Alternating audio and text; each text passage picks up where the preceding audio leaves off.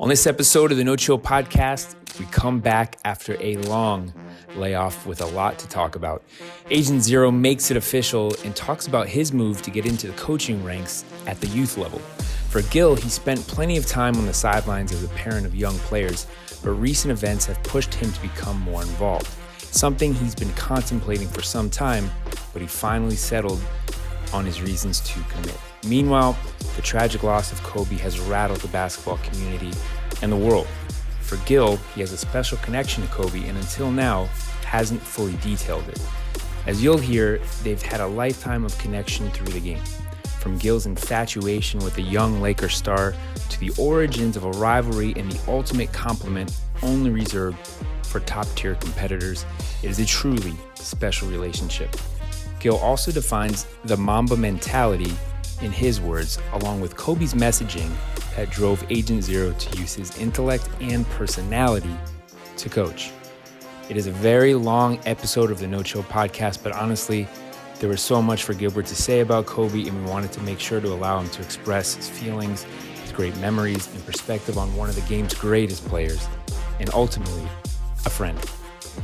It is a very, very special, very overdue episode of the No Chill Podcast. Of course, we thank you for being patient and the support. Please stay tuned for more. Remember, subscribe on the Himalaya app or wherever you get your podcast for episodes as soon as they release. And don't forget to check out the No Chill channel on YouTube. Gil, what up? Back like we never left. Hell yeah. Had to take a little hiatus. Yeah, you were in the Batcave.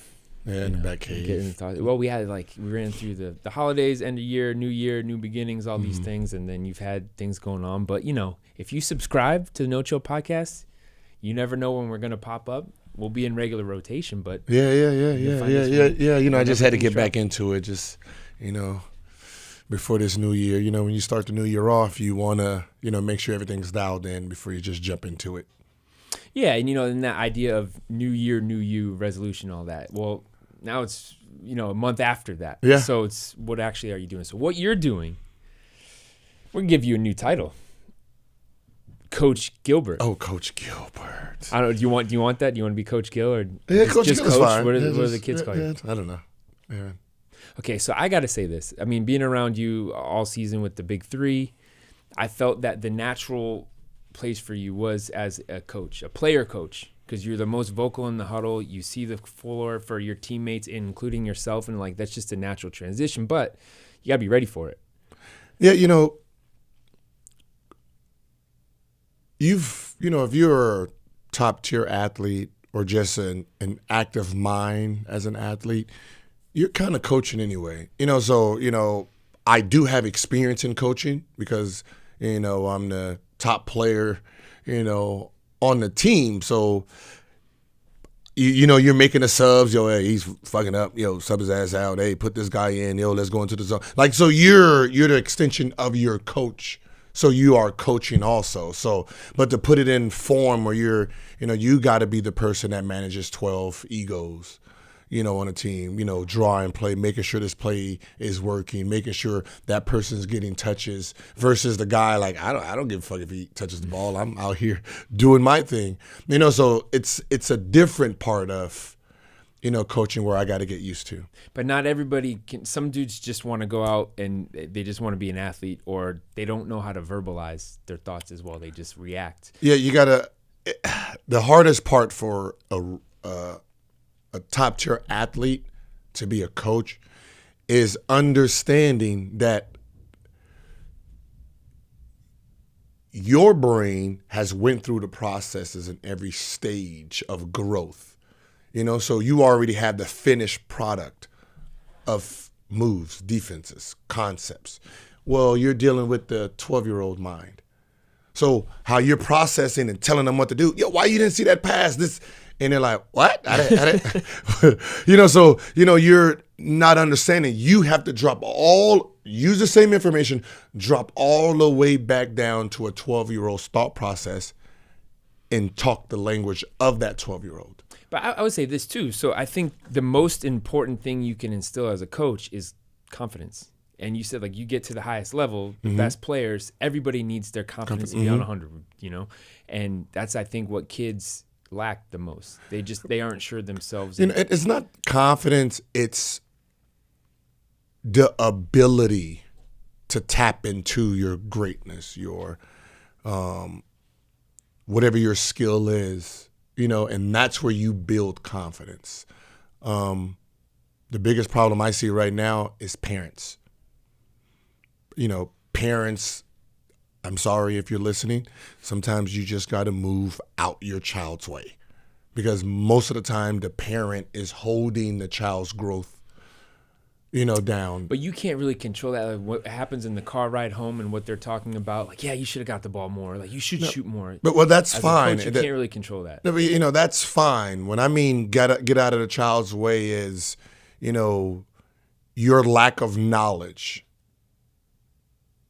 is what the lack of knowledge that you have trying to teach your child is. If you didn't play basketball and you didn't make it to a certain level, yeah, you might want to just move out the way. Like if you only got through high school and you made varsity 1 year, you might not be the best mindset for your child at that point. You might have to bring in someone else who went for and it's just like, that's what I said. If I'm a millionaire and I want to be a billionaire, I'm not going to ask another millionaire. I'm going to ask a billionaire. How do you become? Because I guarantee you, people will listen to this like, yeah, that's not right. I guarantee you, if you take 12 billionaires and say, hey, I want you to listen to these millionaires on how to make money, I guarantee you not one of those billionaires stay in the room. The fuck he's going to tell me? You know what I mean? How is he going to tell me how to, become where I am if he's not even close to me? And that's where I'm watching. Like, every parent thinks their child should play before they've even put in any work. The parent says, "Oh, you guys are practicing too long, practicing too hard. My child needs a rest." See, like, yo, just move. Like, if you want a free college education, just move. Just get out of the way. Because it also, you get to certain levels to the point where it's this is serious. It's not like they're just playing rec ball on Fridays. Like they're committed to it. You're committed to it as a coach. Yeah, they got to buy in. Yeah, the first thing it's not for them. The first thing I do when I ask a child, hey, do you want to be a pro? High school phenomenon? What do you want? Because if they're going to be a pro, they're probably going to say yes.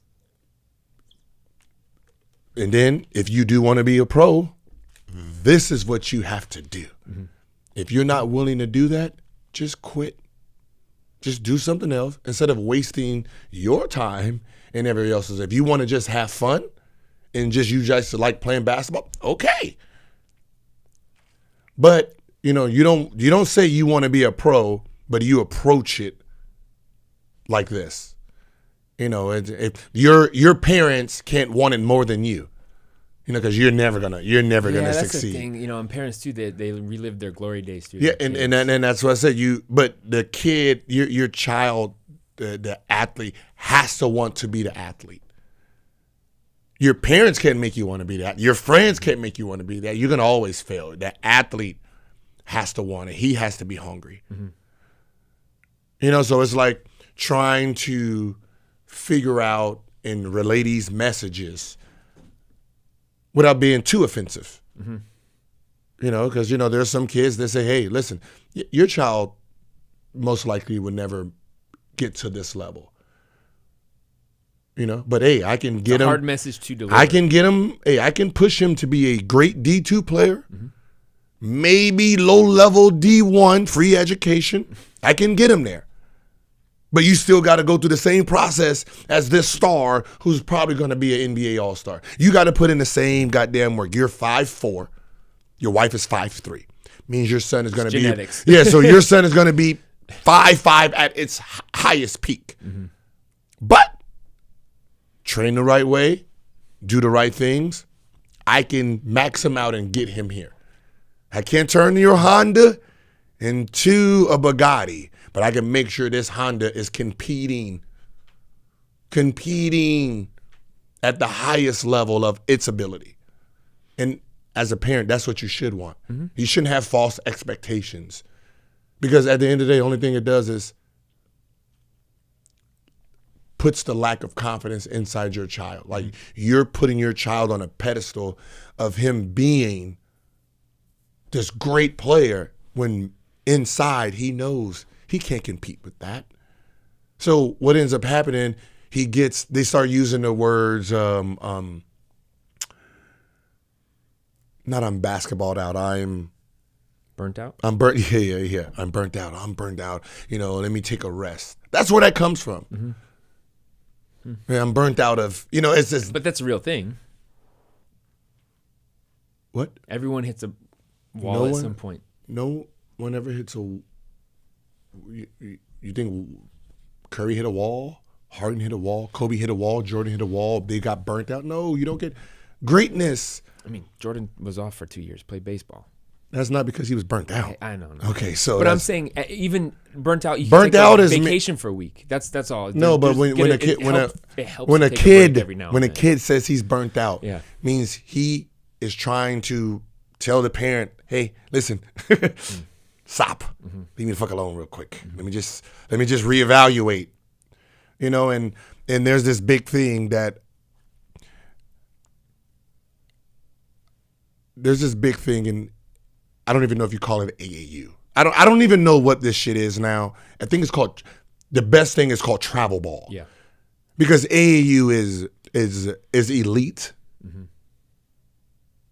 So without even knowing the backstory of what we have now, I can tell you whoever is behind travel ball / AAU has come down from the East Coast. The East Coast, someone from the East came to the West Coast and introduced this new format of travel ball, which is because when I was growing up, AAU was elite. It was the top of the top. You had to earn your stripes somewhere to be chosen to be on a team. There was no weak. Well, I play a little bit, and I played travel ball, but it wasn't AAU yet. Yeah. But AAU was actually tryouts. Yeah. I went to AAU tryouts, and it was really awkward because there was a coach that you never played for, didn't know you didn't know them. You just ran, and they knew some kids, and it was like, oh, these kids are gonna make it. Yeah. But then they still had tryouts. Now you don't even have that. Yeah, because so it's not that. But gotta remember, again, you was in travel ball, and then you had to try out for AAU. So basically you had Park League, which was the D League. That was open to everybody. That was open to everybody. And then from there, travel ball was basically the best Park League players. And then from there, you tried out for an AAU program to see if you were good enough to make it. So there were tiers before you got to this level. Now, it's like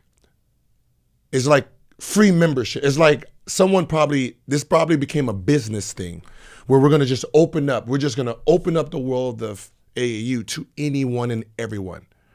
So what ends up happening is that child who's last on his travel ball team gets upset. Now his mother, because they have parents, his father, because they have parents, wants to make their own team.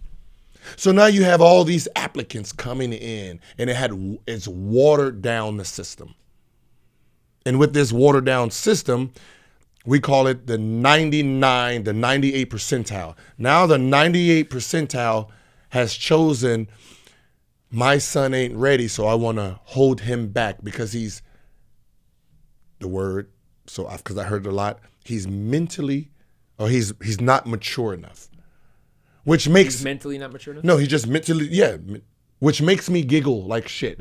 Because how mature do you want a 13, 12, or 14-year-old? Let's be honest. Like, how mature do you think he's supposed to be at this age? Like, is he supposed to be talking like a doctor? Like, what the fuck do you actually expect? Oh, I need him to get a little stronger. That fucking happens with time. Just like just time gets in, his strength comes in, IQ gets better, jumping ability gets better. There's a process. Everyone is scared of the process. it seems like. So you have 6, 7, and 8. You have parents holding their child back, right? So he can get more developed. So before he hits high school, he has peaked. But they're not realizing this. What you're calling it, hold back, is exactly what it really does. Hold back his growth also. So if you take a 13-year-old and you hold him back so he can mature, who is his competition? It is now the 12-year-old who has moved forward. So you're expecting your child to grow from last year's 12-year-olds. It's not possible. It doesn't happen. The 12-year-old grows because he's now playing against who was a 13. Now he's playing against a 14-year-old. So now you have a 13-year-old learning and processing from a 14-year-old. So if you do holdbacks and then you put that holdback back into his age group, he is so far behind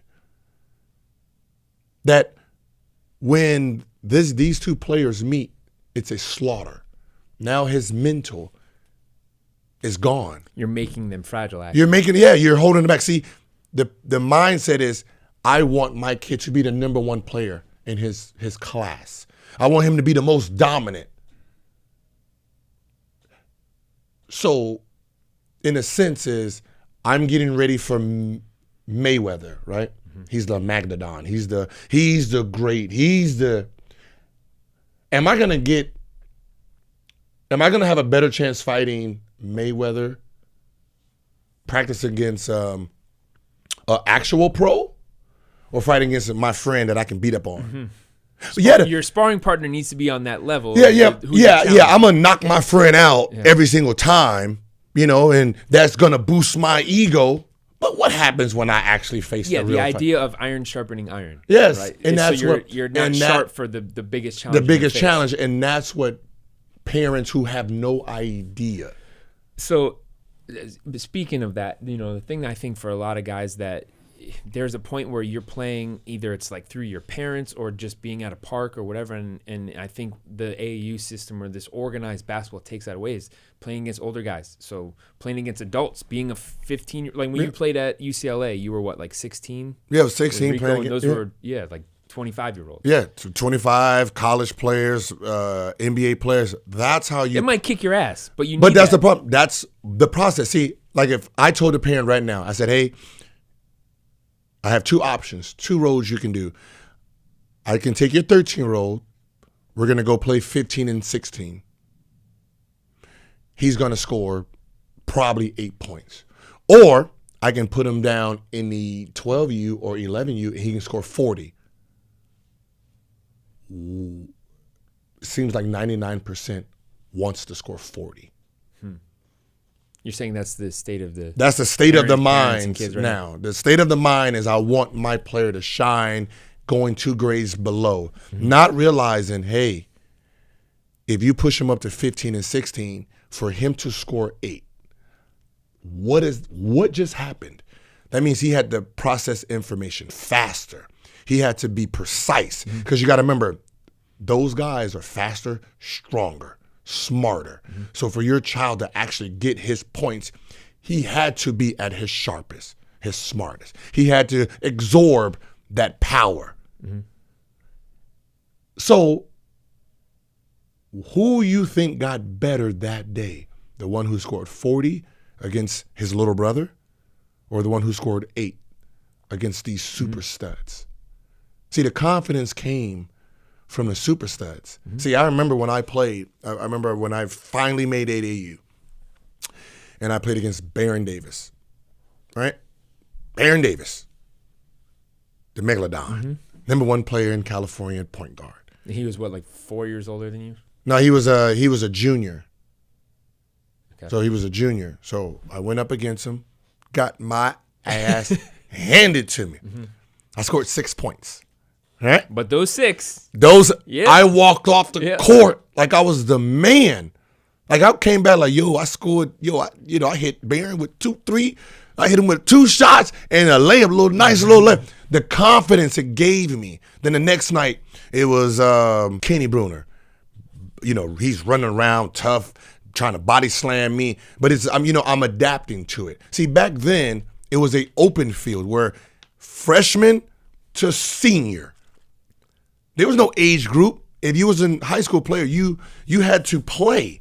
So then it's the best of the best. It's the top tier of the top tier in your age or not. So when I started making an all-star game, it was a freshman by the name of Deshaun Stevenson, Carlos Boozer, right, sophomore. It was me as a sophomore. It was DeMar Johnson as a sophomore. And then it went junior, senior. So, you know, as freshmen and sophomores, you're proud. You made this 15 all-star man roster, and you're a sophomore and junior. Now everything has changed. It's everyone's in their age. When the world don't work like that, when you go to that next level, college, NBA, there's no age. Think about the NBA. There's a 19-year-old in the league playing a 35-year-old. And that's what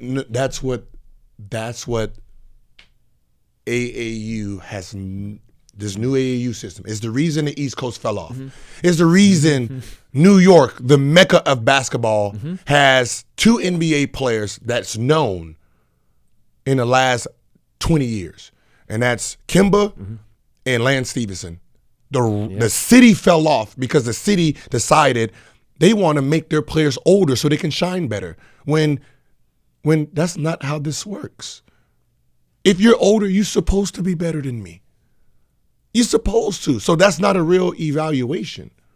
So when you look at most of the senior class of high school is 19 years old, yeah, you're probably good. You're probably beasting. But your true competition at 19 is this kid in the NBA by the name of Zion. That's the megalodon of you. That's the person you're competing with, not the senior class. Your senior class is not your competition. Your age. Who is the best player of your age group? That's what needs to be put. Age. Like all this, like if AAU rankings rank by age, it will change what people are doing. Like if you're trying to get a college education, yeah, hold your kid back 22 years, whatever, you know. But if your child has potential, let the potential keep getting better. Keep challenging them. And I know parents are listening to this, like I don't agree. And I'm going to give you an example. We're going to go with Zion as the example. Zion, we didn't really know who he was freshman, sophomore year. You heard about, you got whispers of his name at the end of his sophomore year. Whispers. His junior year, you're like, who the fuck is this? He has to be held back. You heard about it. And then his senior year, he dominated. Even though he dominated, he wasn't considered the best in his class. He was still behind Andre Barrett, Bol, Cam, right?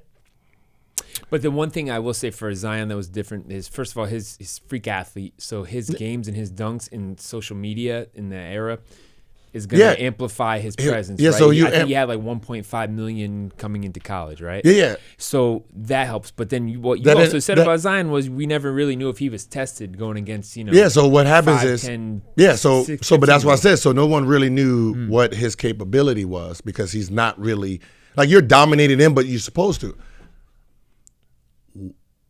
We see one preseason game. So he's top 5 in his senior class, right? He works out 1 month, 2 months with college players. That means the top of high school, seniors, juniors. First game we see him, what do they say? God damn it, this is the best player in the country. You threw him in the water, the ocean, and he adapted to the ocean and became the big fish. Okay, so wait. What you said about him transitioning to the NBA, though, was, the way he plays. He's but what happens is is to be short to play. But that's what I'm saying. So think about it. You threw him in the water. He adapted to that ocean. Okay, and became a little bit to myself. Became I said, the big I fish. think the kid We're not talking about that. I'm talking about from what parents don't know. Right. So you take this kid who he dominated, but he wasn't the megalodon. You throw him in the ocean. He figures out how to adapt, and he rises to the top. Okay, so what can't you measure there? What's the thing about that? And this is what I wanted to get to. What can't you measure on Zion or kids like the ones? It's not. It's in here. It's the work ethic and the heart. But you we're can't still. coach that. But You can't what I'm teach saying that. is It's we're on them. trying to prove a point of let the process go. So he goes into college. He goes into the NBA, number 1 pick, right? His first preseason game, it was okay. He's okay. He got blocked 4 or 5 times, and we overhyped the dunks, but he wasn't King Fish out there, right? He goes and practices with professional guys. See, you got to remember, Summer League is a whole bunch of people trying to make the team. There's no studs, right? So he's still trying to figure out how to get to the new ocean, right? Boom. Preseason comes. You got training camp. Now it's all NBA players, older, younger. Boom, he's in the ocean. First preseason game, what did we say? Shit! God damn, this motherfucker's nice. Oh, Zion this, Zion that. First preseason. Zion has arrived. Yeah, because he's adapting. He's fast twitching to whatever he's seeing. So now that little 5'6" body, now it's 6'10". How do I get over this? Oh, no, it's the same shit. I just got to jump a little higher. I got to play a little harder. So he adapts to that. So then Spurs, his last game, preseason, he kills them, right? Then he sits. During that sitting process, he's learning, he's watching, he's adapting, seeing the game, processing the game, understanding the game. He came back against the same team he had a last great game against because that was his last remembrance of greatness. So the team that couldn't stop him in preseason is the team he wants to come back against. What happens when he came back? See, you got to remember, first 3 quarters, he's trying to figure out the process of what was going on. Okay, it's a little faster than what it looked like. Okay, this is this and this. And then by the time the 4th quarter came, he feels he's adjusted. Now let's play. 17 straight points. And that's what you hope would happen. Even that time where he was hurt, sucks that he was hurt, but the best thing you can do is sit there, watch, absorb, and adjust, at least mentally. Physically, that'll all come because obviously he's a physical phenomenon. And that's what parents, and that's what I'm finding out parents are scared of. They're scared of the kid being thrown into the water to figure out how to swim. Got to remember, if your child can swim in the pool, he can swim in the next level before you get to the ocean. Well, and then once you figure out he can swim there, throw his ass in the ocean. If they're in a pool, right, and the shallow end is 4 feet, and you just move them to the deep end, don't tell them, hey, it's 10 feet now. They don't know that. Same with the ocean. You don't know how deep it is below you if you can't see down. But I think the thing about kids is any skill, I believe, any skill is teachable and learnable. So if your left is weak, you put in enough work, your left will naturally get stronger, and you will be able to use it. But it's usually not it's the parents. The parents are scared. They're scared for their child to be embarrassed. They're scared for their child to fail. They're mental. So because you got to remember, they didn't make it. So they're trying to figure out. They're talking to another parent who didn't make it, another parent who didn't did it. So I did the research on all of it to see what is the outcome of the holdback. What is the outcome of a kid being held? There's only been one player that's been held back that's actually been an all-star. Let me guess. But see, the problem with this kid is he was already the megalodon of his. So he didn't hold back. He held back because of more educational stuff. I was going to say KD. He was no holdback. I know. Who was it? Derrick Rose. He was held back? Mm-hmm. Okay. So Derrick Rose was the only holdback that's made an All-Star game. Other than that, every holdback has not made. So you're talking about the Bagleys, the Shabazz Muhammad's, right. OJ Mayo. Mm-hmm. You're talking about was it Ayton? Mm-hmm. Because you got to remember, yeah, they're number one in their class. They got drafted 1 or 2, but once the process of them going against their peers, they're so far behind. Like 5th grade class. This is the 5th grade class of Bagley is Brandon Ingram. That's his 5th grade class. So your son is the number 2 pick, yes. But you put him in against his age group. One made the All-Star. You're a second-year player averaging 15 that we've basically forgot about. That's the difference. Everyone's scared to jump. You know, I hear it all the time, and I'm like, you looking good? Like, if your son has talent and he has the will to get better, throw him in. He's going to adapt. Mm-hmm. The process of... Or if not, he wasn't ready. At least you know. But you got him... Yeah, he wasn't ready, but you keep him there. Trust me, he's going to learn, just like a bike. You take those training wheels off, of course he's going to fall. Mm-hmm. Duh. But at some point, what happens? He figures this shit out. What do you think you're going to keep the training wheels on until he figures out how to ride it? Yeah, he knows how to ride it with the training wheels on. Yeah, of course. No matter what happens, when you take the training wheels off, the motherfucker's going to fall. It can be at 12 years old. It can be at 4 years old. The same process is going to happen. When you take the training wheels off, he's going to fall a couple times. Period. So you can protect him until he's 12, or you can let him hit the fucking floor at 4. And then by 4.5, the motherfucker's whee! The process is the process. So, yeah. You know, so I'm looking at most of these kids and I'm looking at these rankings and I'm like, what is the point?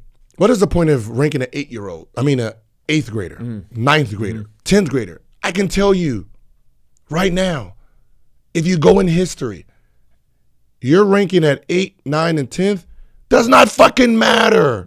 Because the only reason you are number 1 is because you're stronger, faster than the rest of your class. At that age, at that year, age. At that time. So you're going to be bigger, stronger. You're probably jumping better, dunking. You already have your motor skills. Mm-hmm. That's the reason you're number 1. Has nothing to do with skill at the point. But what if that kid that's on the top 100 hasn't had a growth spurt yet? Or but that's what I'm saying. Yeah. So what ends up happening? Like C.J. McCollum. Remember how small he was as a freshman? Yeah, but that's what I'm saying. So by time, and then you got to remember, most of the class is done without the senior. So the senior is not pushed into 8th grade, 9th grade, 10th. You know, so you got the senior, the power forward, and the small forward that's going to be long. Mm-hmm. So by the time junior year comes, that's the real rankings coming out. So yeah, you can be ranked, 1, 8th grade, 9th grade, 10th grade, and you're going to get a rude awakening 11th grade in your senior year. Because now all the kids who's supposed to be 6'8", 6'9", 6'10", have hit their growth spurt. Now that guy who had a 42-inch vertical, as a 5'7" guy, now he's 6'8". Still got that vertical. Now he still has that vertical, motherfucker. Now you have a point guard at 6'8" with a 42-inch vertical. He's a whole nother species that you didn't see coming. And that's what happens. What's so funny is I did the top 100 because I wanted to see, let me see if I still have it. I wanted to see what the rankings, like how many kids have lived up to their rank. This year? No. From 2012. Oh. So I want you to listen to, this is top 100. Top 100 of 2007. So you can see who's ranked versus who actually becomes the best player. Okay. Ranked number 1 in 2007 was Kevin Love. Eric Gordon, O.J. Mayo, Kyle Singler. The best player from that class was 5, Derrick Rose. Well, actually, yeah. Okay, so you got Derrick Rose, right? Mm-hmm. So you'll say, I don't even know if he was number 5 on that. Yeah, I don't know if you would say Derrick Rose had a better career than Kevin Love. You know, that'd be arguably, so you can debatable, argue. Yeah. You know, okay, then you got Michael Beasley at 8, Nolan Smith at 6, and then you're gonna go on down, and then you're gonna go to Blake Griffin at 18. Best player in that class is James Harden. Right? Mm-hmm. So out of the 2007 class, you got Kevin Love, All-Star, Derrick Rose, All-Star, Blake Griffin, All-Star. So you got 4 All-Stars out of the top 100. In Harden, right? Yeah, in Harden. Mm-hmm. You have who 4. Who are the top 5 ranked? Top 5 ranked: order? Love, Eric Gordon, O.J. Mayo, Kyle Singler, and Derrick Rose. Okay, so I'm going to jump right to the next year's NBA draft because those guys could be one and done. Number 1 was D. Rose, right? So he was 5 on there, 1 in the draft. Number 5 in the draft was Kevin Love. Mm-hmm. OJ was 3, right? And the other guy you said was Singler, right? Was Eric Gordon. I don't think he was in that draft. I don't think he got drafted. Yeah, well, I think he did 2 or 3 seasons. Obviously, like Harden was. What was he on the list? 20. Yeah, he was next. So. Okay, so coming out, but that's a fair assessment. 4 players. You got to remember, there's 4. You got to think 3 about of those players are in the top 5 of that draft. The next year. But then you got 4 players. But yeah, no. You got to remember. Oh, Beasley was 2 actually. Yeah, Beasley was 2. You got where was Blake Griffin? He was the next year. Okay, so wait, what? Blake did 2 years at Oklahoma, right? Yeah. So he was the next year. Okay, so you got 4 players out of a whole top 100, and one was ranked 20. Who was that? Harden. That was Harden. Yeah. So that means next year him and Blake were in that draft class. Yeah, so that means majority of that class that was ranked in the top 20 didn't even make it. I mean, that also shows you the percentages and how hard that is. Okay, so now the next year, 2008, Brandon Jennings is number 1. Mm-hmm. Samardo Samuels, Tyreek Evans, Drew Holiday, right? And then from there, I don't even know half of these names. Number 8, DeMar DeRozan. Yep. And let's see if there's no. Okay, so out of that class, Drew Holiday and DeMar DeRozan are the only 2. Oh, and Kemba Walker, number 14.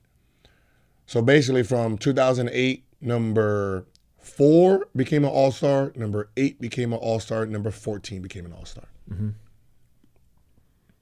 Sidebar, man, UCLA got some recruits that back in that era. Yeah, Westbrook too was the 2008 draft. 8 draft? So, no, we're not talking about that. We're talking about high school class. No, but I'm saying so that means looking at those 2 draft years. So Westbrook that means Westbrook draft. was probably what 2017 draft class, high school class. Wait, 2007 high school class. You said 17. Or how many years did he go to college? He did 2. So he was 2006. Yeah. Okay, so now 2009, you have number 1 player in the country in 2009, Avery Bradley. Mm-hmm. Derek Favors. I didn't know he was that high. Xavier Henry. And then the 2 All-Stars from that class was 4 and 5, DeMarcus Cousins and John Wall. What was the top 5 again? Avery Bradley, Derek Favors, Xavier Henry, DeMarcus Cousins. Okay. And John Wall. John Wall was 6? 6. Uh-huh. And then so, I mean, DeMarcus and John go 1 and 5. John's 1. And then but you can't go Henry ended up, I mean, I kind of but you can't go off of draft class because they have to go to college 1 year. Yeah, so these are the guys that did 1 and done. Basically, I'm kind of continuing like that's the rule. So that's the best they can do is 1 and done. Somebody else you named was on there too, right? John Wall and they're the only 2. Again, I'm talking about All-Stars. You said Avery Bradley? Yeah, he was number 1. He was number 1. So I'm saying he ended up 9. 5 and 6 are the only All-Stars in that whole top 100 of 2009. 2010, you got Harrison Barnes, number 1. Jared Sullinger, number 2. Kyrie Irving, number 3. Brandon Knight, number 4. Josh Shelby, number 5. Man, Sullinger, you forgot how he was hyped and a big deal out of college. I don't even know how long he lasted. The only all-star from that class is Kyrie Irving.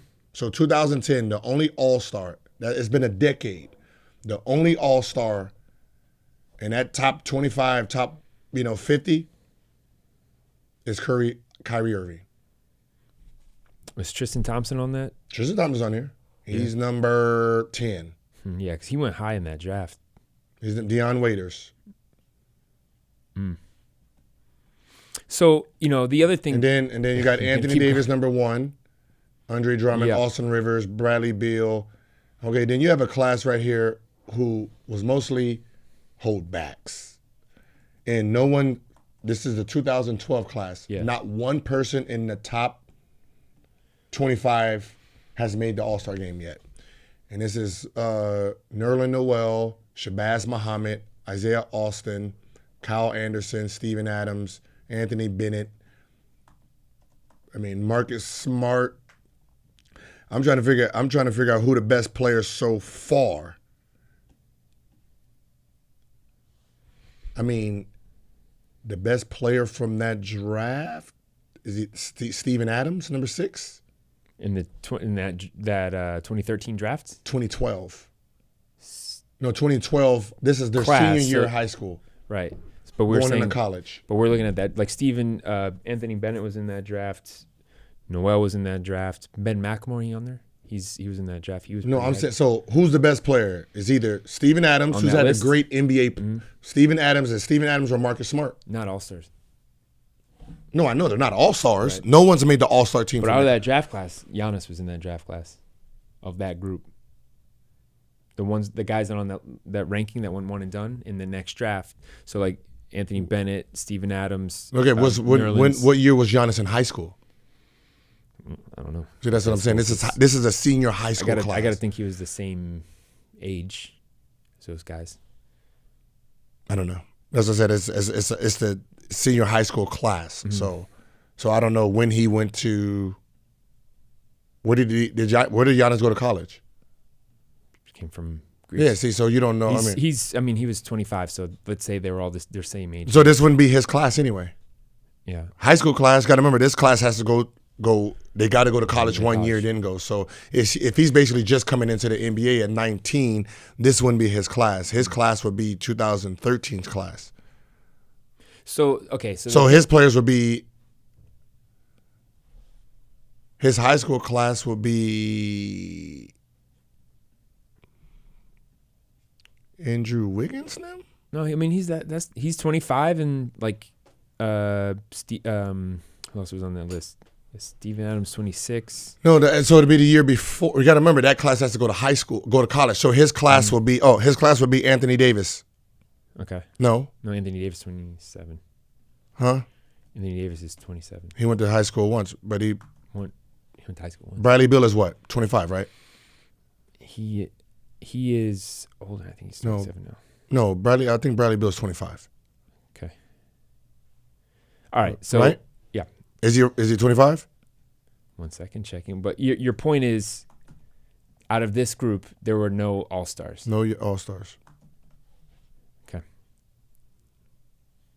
So continue your point. Bradley Beal. He's 26. So he just turned 26. Mm-hmm. So Giannis should be turning. Okay, so see, that's 1 year behind. So what I wanted to get to is when and this rarely happened 20, 30 years ago, that you yourself were confident enough that you could go pro. So there was a list of guys that kind of went high school to the pros before the one and done era, and it was kind of a grades thing, Sean Kemp, Garnett, Mm-hmm. But the guy I'm thinking of, he wasn't really top on the list on the radar.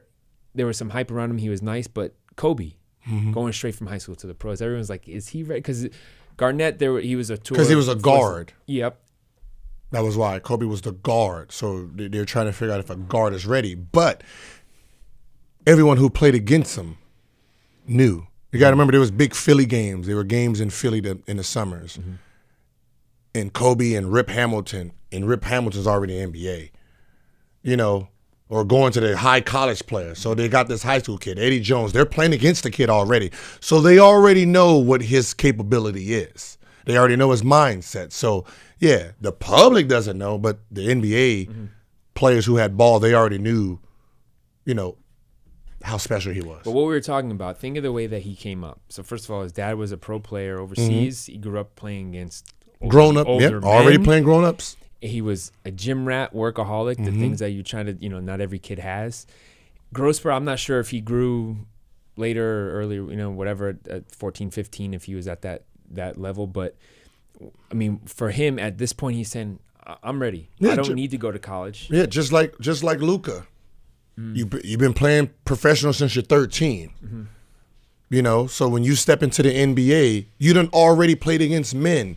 Like Kobe wasn't professional in the sense he was under a contract and everything. Yeah. So what happens is if this 12-year-old Kobe is playing against grown men, what do you think is happening? Only getting better. Only getting better. He's absorbing all of the contact, all of the physical play, learning. You got to remember, learning how to play without the ball. You got to remember, everyone wants to be the man, so everyone's playing with the ball. So if you put two ball dominant guys on the floor, they can't coexist. See, when you're 12, same thing with Luka. Because you're not the best player on this grown-up team, you have to earn your stripes. Learn how to move without the ball. That's what I accidentally fell into it. You know, I'm playing in adult league. Obviously, these grown-ups ain't giving me the ball when I do that clap shit. That shit didn't work then. So now I got to set the screen, backdoor, they're still not going to pass it to me. You know, I got to get a, offensive rebound, I got to do other things to look open. I got to run off this and run around. There was no get a steal. They wasn't passing me the ball. But if you keep getting open, eventually, you have to earn the respect of an adult. You got to remember, when you're playing with adults and you're going Saturday morning, they woke up at 6 o'clock. They didn't want you on that team anyway. You got picked somehow. So to them, it's a 4 against 5. It's a 4 against 5. We'll take the little kid. So when you're open, you're going to have to prove yourself before they have the confidence to pass. It took a year and a half. It took a year and a half before grown-ups actually passed me the ball. But I always was picked because, little man's going to play hard. Little man's going, he's going to tip some dunks. He's going to do this. And, that's how I, got the respect. You were tip dunking at that point? I was tip dunking, yeah. Oh, this was what, like 16? Yeah, 16. That's what I'm saying. So, I done averaged, 25 sophomore year. Still ain't giving me the ball. Fuck him. That's high school kids, little fella. This is grown men, overseas players. So that's what your child needs to experience. You can't protect them. You got to remember, high school, it's 9th grade, senior. That battle's going to happen. College, freshman, senior. That battle's going into the NBA. Just like Zion just faced. You have to go against Melo and learn that jab pump. Yeah. You can't protect the ball on the floor and got you can't protect them from. You can't say, "Hey, fella, hey, don't." No, adjust to what he just did and process it. Next time you play him, you already know the mannerism was going to happen. You're not going to fall for it. Or Melo's in his head and he's Melo's going to be smart enough to know I'm going to hit his ass with a different one. Yep. And let him adjust to that. But that's what I'm learning in high school basketball, or this AAU, that it's protected. Your age group, and like there was something like your high school. Yeah, we got the 5th grade, the 16-year-old. Listen to this shit. You got the 15 bronze, silver, gold, and then open, which means all the 16-year-olds who are now freshmen get to play in the open because they're scared to play against 16U, gold, and all that. So there are four levels. There's 4 levels in some within tournaments. One age. But the open is 16-year-olds who's in the 9th grade playing 9th graders. So it's like there's always a level of the upper class playing in a lower class so they can win. Then you got the 16 you wasn't. And it's like, what the fuck is this? Dude, It's basically a participation trophy. yeah, no, but it's like, what is this? Like, how's there so many levels of 15? Like, 15 is 15. But if you're 15, why are you playing 15? Fucking play. I want to play against 17. Like, and then if you're 16 platinum or whatever they call it, why the fuck are you playing against 15-year-olds? Because you're 16. They're putting you in because of grade exception. You went back in grade, so it's 15, ninth grade or whatever. So now you got a guy who's scared to play against his own class, feels comfortable playing against a younger class. Like, no, that's not how you grow. So yeah, so you've experienced this, right? And you're witnessing this as we speak. So talking about, really like young kids, Kobe's era, that kind of thing, and where that's not really in existence right now. So what are you doing about it? I'm building my 12, 13U, and we're going to be playing 14, 15. So I got middle school. Y'all getting ready for high school, right? Yeah. Then we're going to play high school. And then parents might get upset, but who gives a shit what you think? You're a parent. Well, you're not to mention your kids getting better. Yeah, so it's what I'm telling my kids is this: listen. You're 12 and 13. We're gonna be playing against 14 platinum, whatever the best 14 or 15. So there's another level. Yeah, that's the platinum. That's the open field where it's really 15 playing 14. Then or we're gonna go play 14. And the mindset is this: listen, for us, they're gonna run over us. They're gonna beat on us. Oh, we're gonna love it. We're gonna process. We're gonna love it. We're gonna enjoy this ass whooping that these guys are gonna give us. You know why? Because all we have to do is compete. Because we're gonna treat every game now like it's a game 7 of the NBA championship. So if we do win, the gratification that we get to feel, that we beat a 15-year-old team, a 14-year-old team. Do you know how hard we had to play?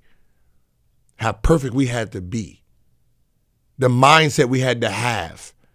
That means we had to fight every possession even to compete. See, I'm not going into it to win because I'm putting us in a situation that we do not supposed to win. We do not supposed to escape this. We supposed to go in there and we supposed to die on that floor, but we're not going to die.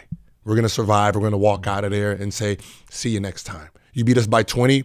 Next game, it's going to be 16, motherfuckers. The next game after that is going to be 10.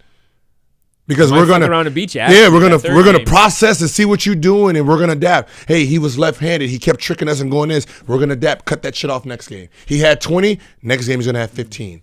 And that's how you build greatness. See, everyone talks about Mamba mentality. No one really knows what it is. No one knows what Mamba mentality is, because if you did, you'd be scared of it. See, everyone thinks Mamba mentality is, I had the greatest performance. Yeah, Mamba mentality. What? Like, I seen a kid, I don't know if it was high school, park league, whatever. He had 81 with the chance at the free throw line to score 82. He missed it. To tie Just 80, to say he was at 81. to tie Kobe Bryant's 81. Son, that is not Mamba mentality. That ain't Mamba mentality. Mamba mentality is you got 81 and you have a free throw to make 82. Get fucking 82. You get 82, and most likely you foul again so you can get the ball again to score 83 and 84. That's what the Mamba mentality is. This is not a zoo. We're in the wild. I don't give a fuck if you are an elephant or a rabbit. I'm eating. If I'm eating. It's kill mode. I don't care about score, time of possession.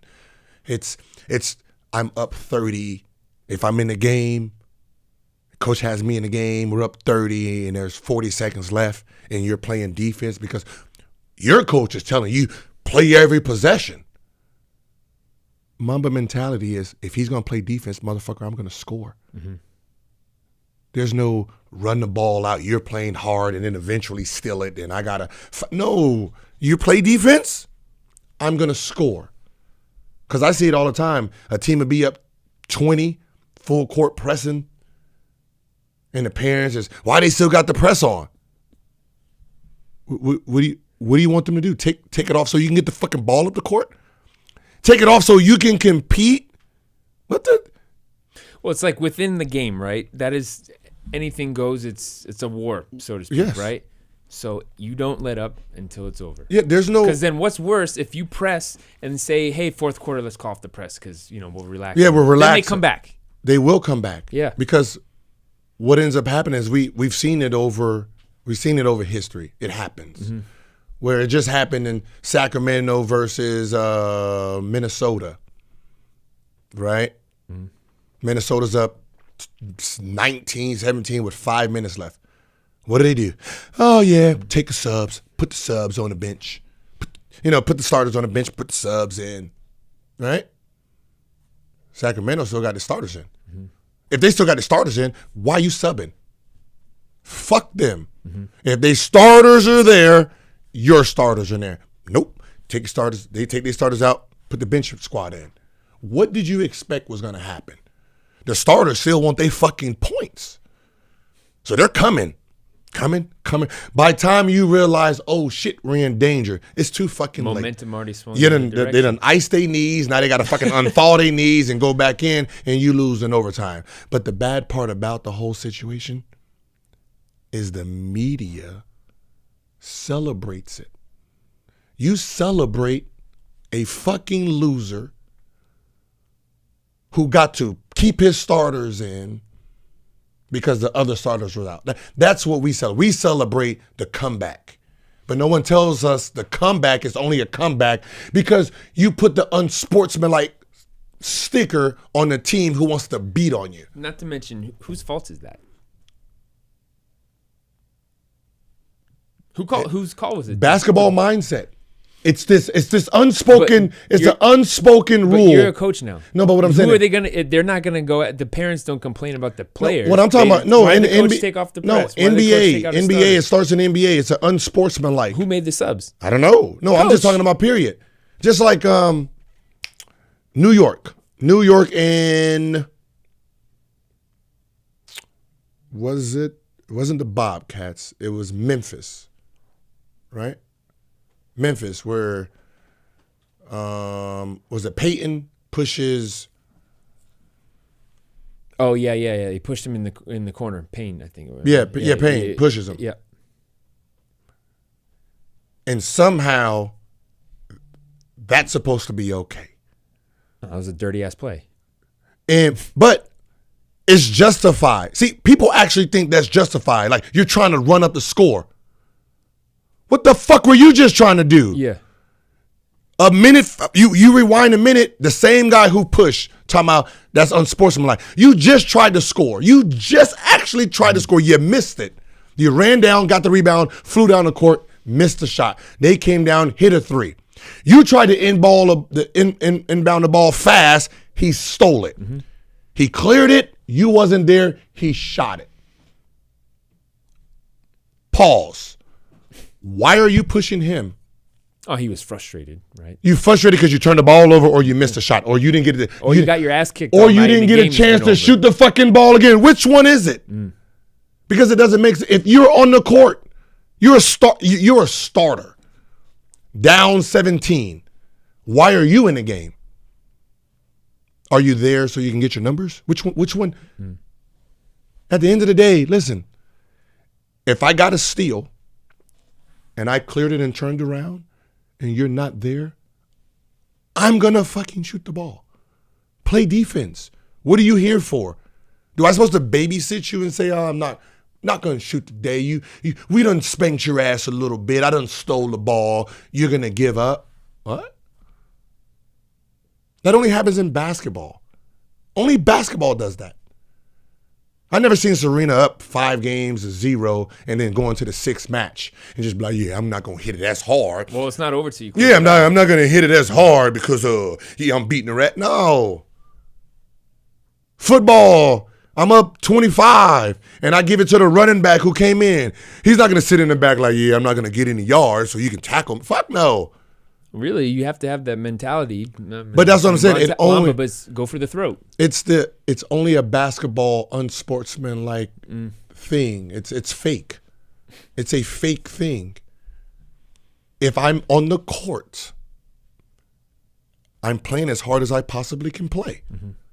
The score should not matter because that's what we like if you break it down, listen to it how it sounds. I'm up 20, 2 minutes left. I'm up 20, 2 minutes left. I supposed to dribble the ball out and shoot at the end of the clock.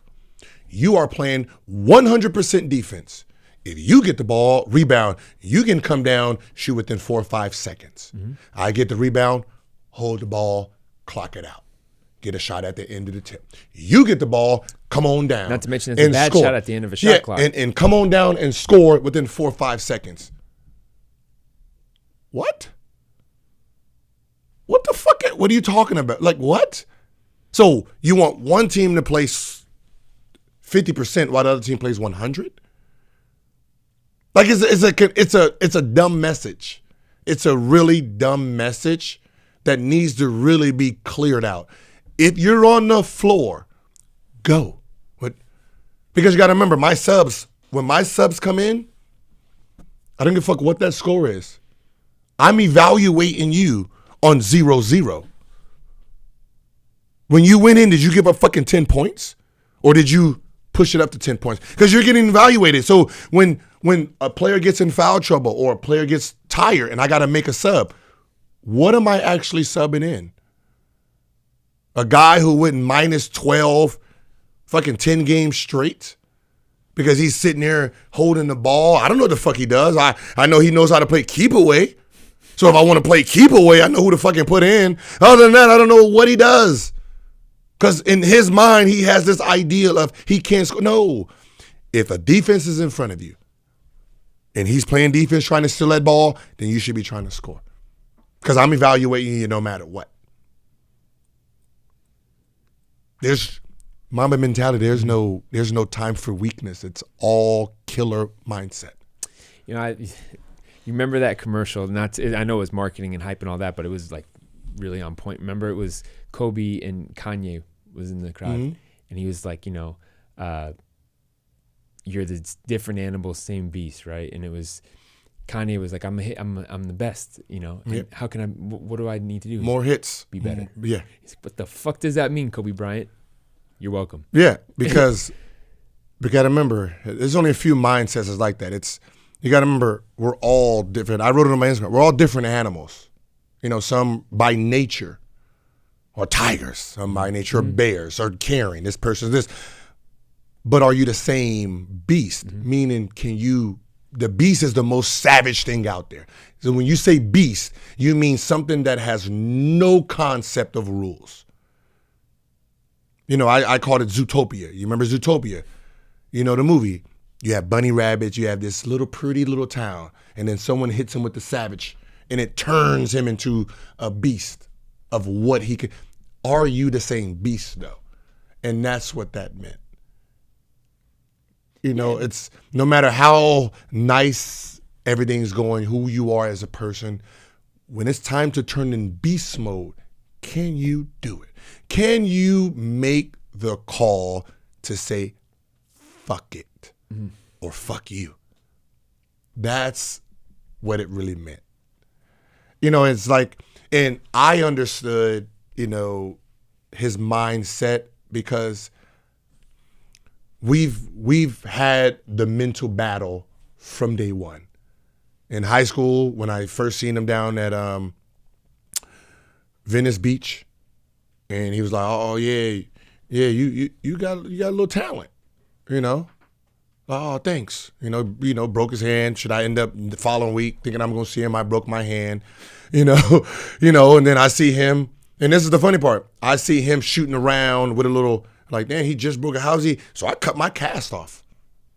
Like, the 18-year-old just did it. Like, it must not be that, and now I got to play the beginning of the season with a fractured hand. Killing, though. Mm-hmm.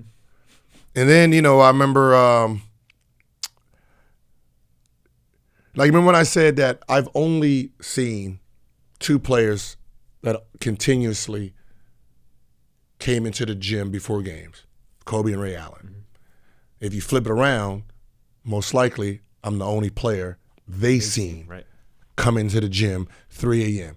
So if you think about Kobe's mindset, hard work, dedication, preparation, and he sees this rookie sitting on the bench, not playing, in the gym at 3 o'clock watching him, studying him, trying to figure out how to become a pro, what it takes to be a pro. You got to remember, I'm not a starter. I'm a bench guy sitting on the bench. But because Kobe is the idol growing up, because this high school kid, this guard, I got my fro like him, I'm watching him prepare. He comes to Oakland, 3 o'clock. He works out at 3. I'm there. He sees me. I see him, right? So he sees the same one kid all the time. Eventually, I have a little success. My sophomore year, but he sees me. Then eventually, I make the All-Star game. Now I become a threat. Because he sees the progression, but he understands the progression. Obviously, the kid is here every single time. I assume he's there every road trip. But let's back that up, because I don't know if you ever talked to him about that, but it wasn't the All-Star game that he recognized that you were there in a threat. It had No. In his mind, the way his mind worked, but you got to remember, you were a threat the first time he saw you. Yeah, I'm not a threat in him yet. But what he sees the preparation that this kid is. Yeah, he's here every year. 4 games, we've played 4 games, 3 o'clock. The respect that I have, I let him go first. This is when I knew our mental battle has started. Usually, I wait for him to be done, then I do my thing, then obviously the bus arrives. This time, he don't get off the court until the bus comes. The bus. Mm-hmm. So now I can't. You just went longer. Yeah, so now I can't get my shots. You didn't see that coming? No, it's just a respect thing. At this point, it's just a respect thing. Yeah, but at some point, you're just watching them. Just watching them, yeah. Yeah, eventually, but he sensed that, he lets me finish. So I'm going to see. I'm going to test him. Mm-hmm. I'm going to see if he just says, fuck this and go. Mm-hmm. I didn't say fuck it and paid the price, right? 8 for 20. We lost. Next game, 3 o'clock, I said, all right, 3 o'clock he shows up. I'm there fucking 2:45. So I show up before him. And then when he starts working out, he didn't give me the space. He just came the fuck on, right? So now in the middle of my workout, the mind game starts coming. I wanted to see what happens. 38, 39, 40, 41. Right, I'm only 5 in a row, but I'm having, the shooting coach say out the numbers. Then he was like, yo, he just stopped and he's looking. He got that motherfucker. Yeah. Then he continues doing his thing. So the fact that he's hearing in the row. Because all you want to do is break his concentration. Break the concentration. Let's see. So the fact that he stopped, we end up winning that game, had 32. From there, it just became, so every time Luke Walton, we played the Lakers, Luke Walton said, yo, Kobe said he's shutting you down today. Well, you tell that motherfucker it's 1-4 flat, right? So we have this thing. Then he comes out, Black Mamba. Fuck, that's a cool name, right? That's a cool name. Black Mamba. Yeah, I don't know what it is, but that's cool as shit. Kill Bill. Yeah, I knew it from there, so I'm thinking, oh, you got to Kill Bill. That's a girl, though. It's like a girl. But it is a good assassin. So I need an assassin name, right? And then I seen it. I think it came from like Whiz Buzz something, and I'm like, Agent Zero. Whew, that's fucking killer. agent. I'm an agent. I'm like a 00. Fuck yeah. Boom. Agent Zero just appeared. Right? Agent Zero just appeared. So I made the first All-Star. Now I got the respect. You're like, okay, But you got to remember, this is also in the playoffs too. And that's when I hit the game winner. And then that's what it said. Kobe said he hit the game winner. Let's see where he goes from here. Mm-hmm. This is what 2004 or 5. So right. I made. What was the All-Star? It was 07. I'm thinking Vegas? in Vegas where you were in the layup line with Vince Carter. But that's it. But hang on. No. Before you get there, you can't get there yet. I'll get there. So he says where he takes it from here. So that summer, after I heard that, I said he's right. I need to turn this shit up a notch. So I got with a guy named Frank. Don't know his last name. Don't know what he did, but he was Black Ops Navy SEAL. You had to be recommended. He didn't have a phone number, address.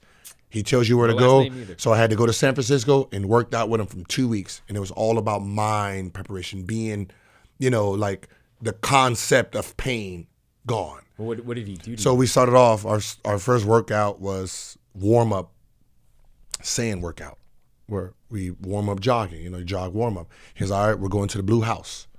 All right, run there. We're talking, 5 minutes go by, look up.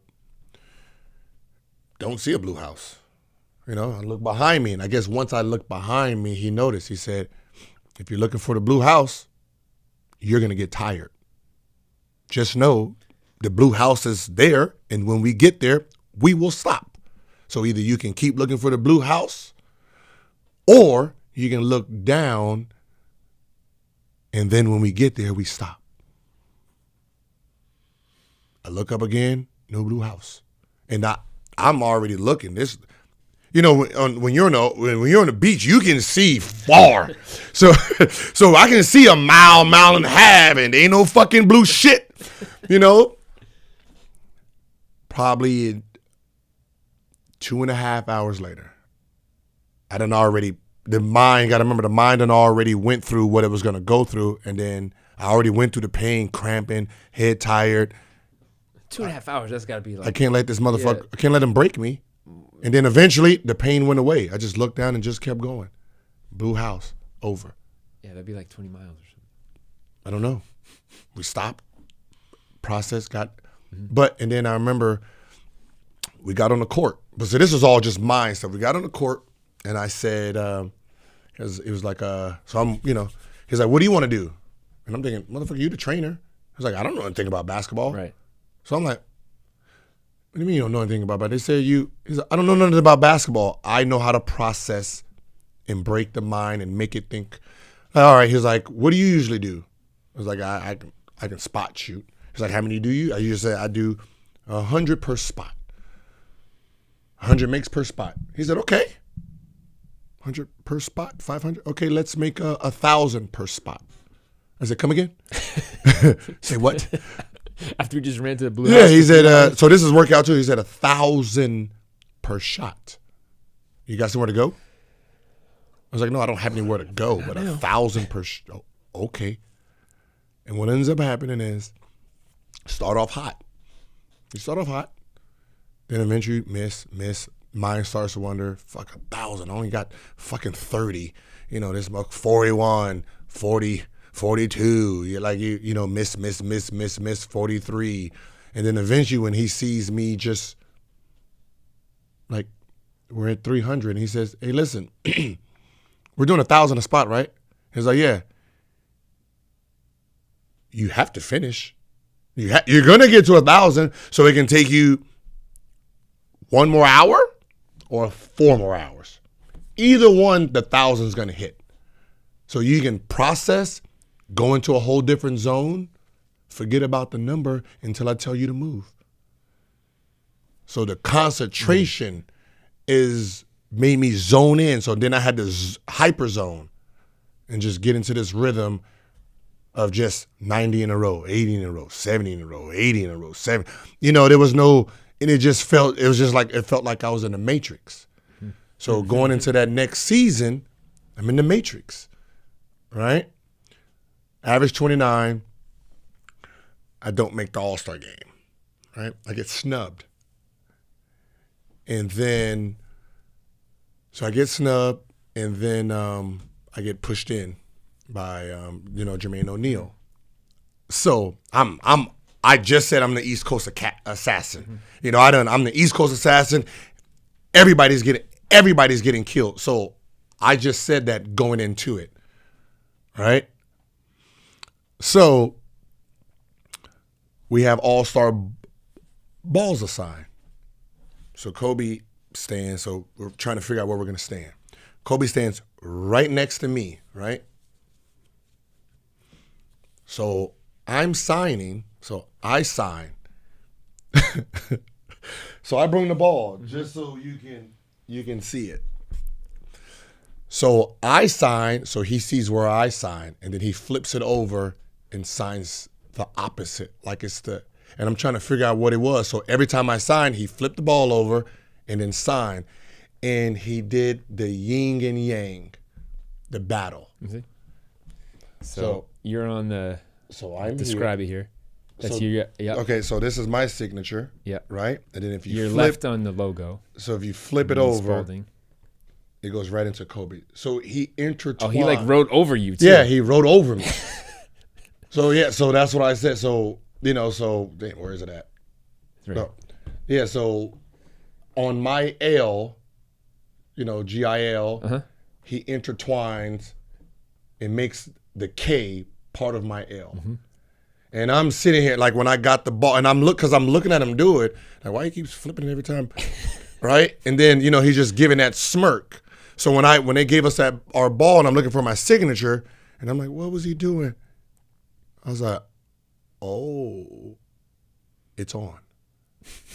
Oh, it's really on. We done took this shit to a whole nother level. You want to intertwine the battle. It's to intertwine the battle. Yeah. So going into 2006-07, just missed the free throws. So I just missed the free throws, and I'm like, what would that Black Mamba do? Oh, I know. Process. Shoot more free throws so you black out. So shoot free throws until I black out, right? Just go. Then we get, now Karan's telling me all the stories, right? So we're flying to L.A. And, it's the topic, Black Mamba. Like, so Brendan Haywood says, hey, if you really want to fuck him up, you're the Black Mongoose. I said, the Black Mongoose? What's that? What was the mongoose? He said, that's the Black Mamba's enemy. There's no win. I said, there's no win. You don't know who dominates who. The mongoose fights anything. So I was like, why his name ain't the mongoose? Why he go with the black? He said, that's not the point. The point is, you're the Black Mongoose. So I'm like, that doesn't have the same ring as Agent Zero, but the Black Mongoose is a nice name against the Black Mongoose, because at this point, it's a tit for tat. We're tit for tatting each other. All right, it's like the workout. I felt he picked me because from day one he's seen that he has the work ethic. If I'm playing that day or if he's not playing that day, 3:00, what's up? Mm-hmm. Right? So I come to the gym, got there way before he did this time. Got there way before, right? I'm trying to, how you goose yourself up, the Black Mongoose, the Black Mongoose, the Black. So I'm just telling myself that the whole time. And and I already said, after we whoop his ass and I body him, the fucking Black Mongoose. I'm going to say it. I'm going to let the world know Black Mongoose, right? That's the new name, Black Mongoose.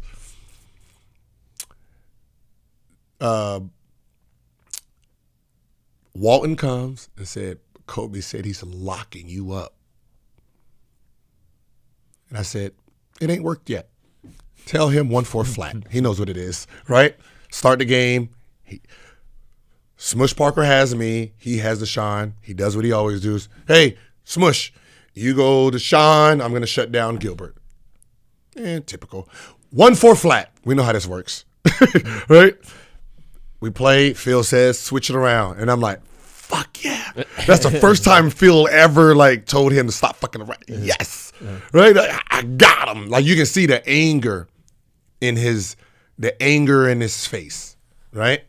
So boom, balling. Killing him. Would he say anything to you meanwhile?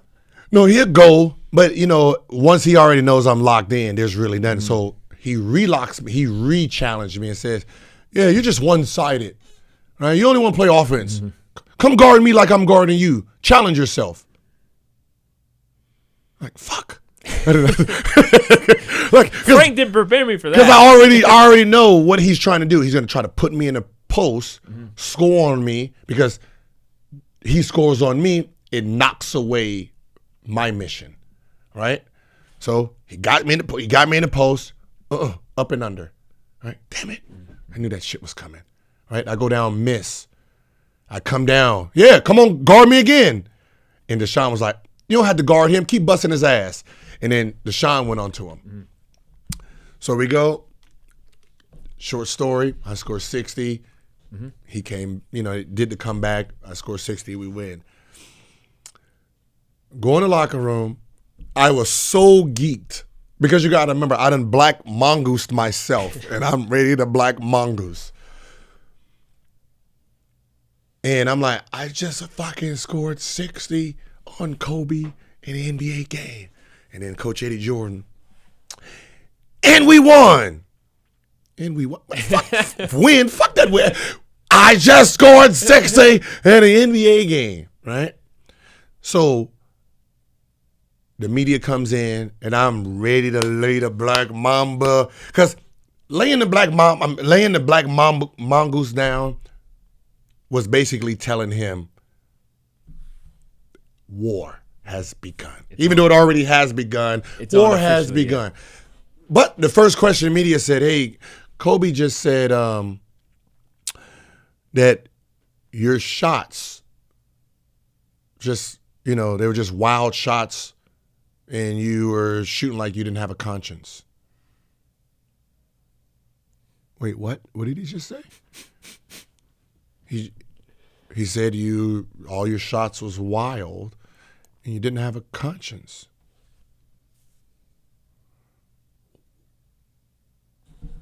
And I'm sitting there just shaking. And then I just answered, just okay, I'm gonna call myself. That's what I said. I'm just gonna call myself no conscience. And I changed, just the fun. But that was the biggest thing he could have said for my ego. You have the assassin who does not smile, who goes for the kill every single time. His strike, Black Mamba, just told me that I have no conscience. Thank you. Fucking thank you. He just told me I'm a fucking killer maniac. I have no thought process. I have no regard for anything. I made it. I fucking made it. So what ends up happening is the All-Star comes, right? Just so you can see how the thought process of it worked.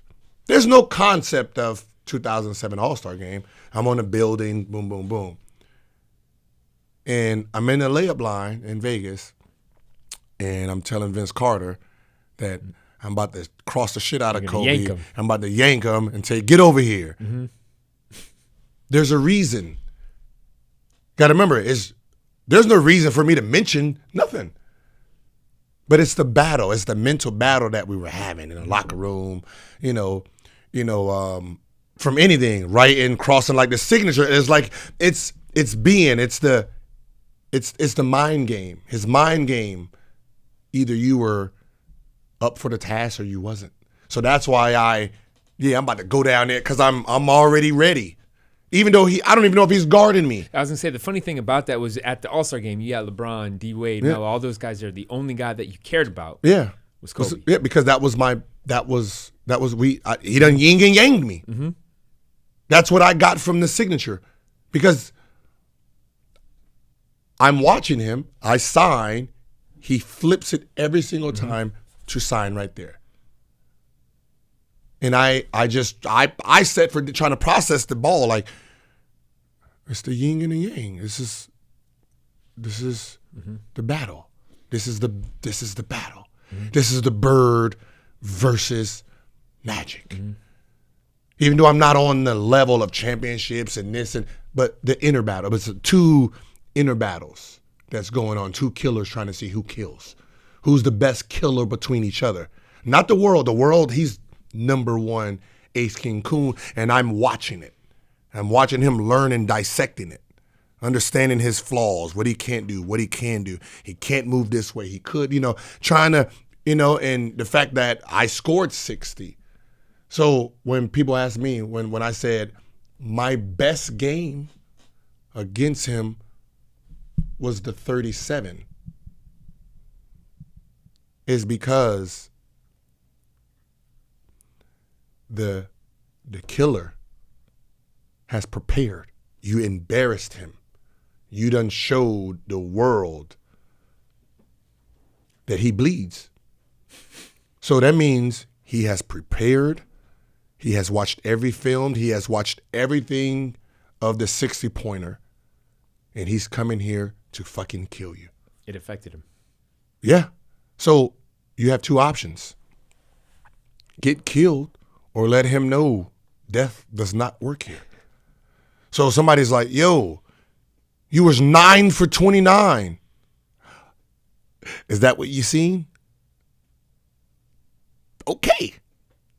Because I saw those 9 that got in. Because you know what he's seen?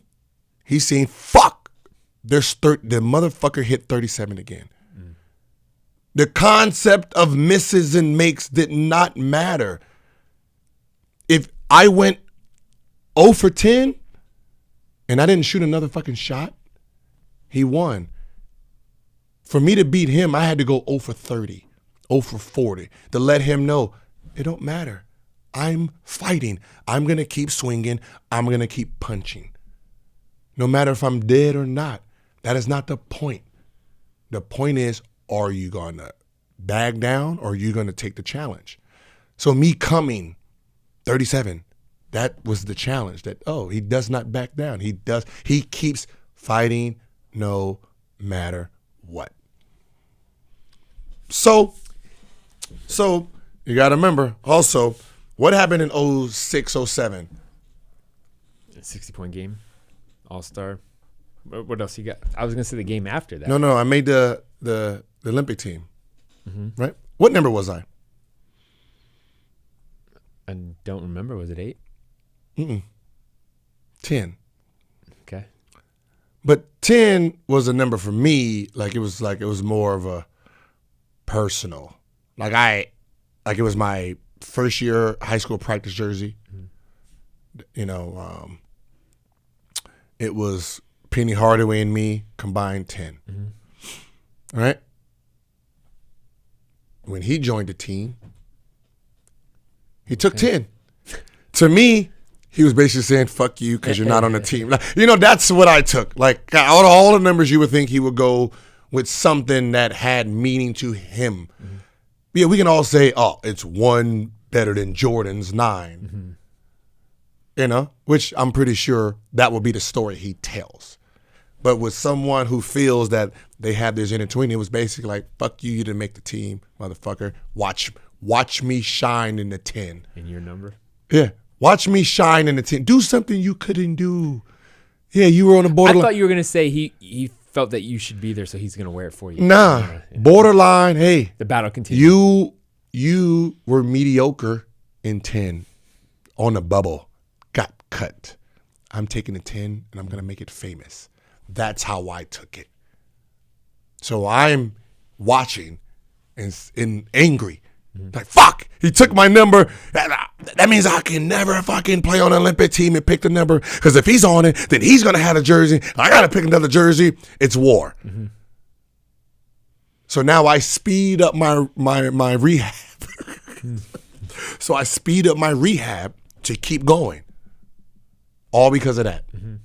But that's what was built. And that's why, I remember when we fast forward to 2010 and I had the open tryout for the Lakers. And I had an amazing fucking open record. If you ask Mitch, how good was that workout? It was I shot probably the best that man has ever seen. I missed probably 4 or 5 shots the whole 2 hours. And I'm shooting from damn near half court. I did my best out of 20. I went 18 for 20. Damn near like 2 feet in front of the, so I'm shooting. He even asked the trainer, which leg did he hurt again? Because I'm flying down, jumping. And I read Kobe's comment. And it said,